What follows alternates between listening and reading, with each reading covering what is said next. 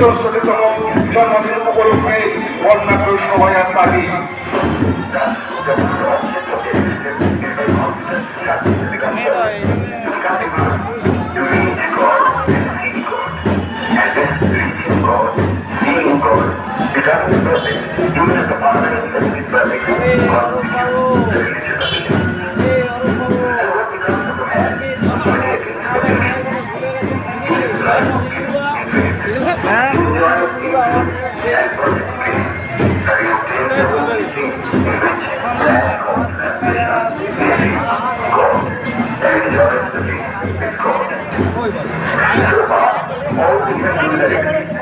This is the common religion of all the sects of India.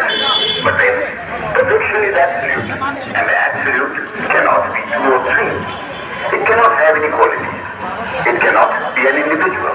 He is the scar that never felt the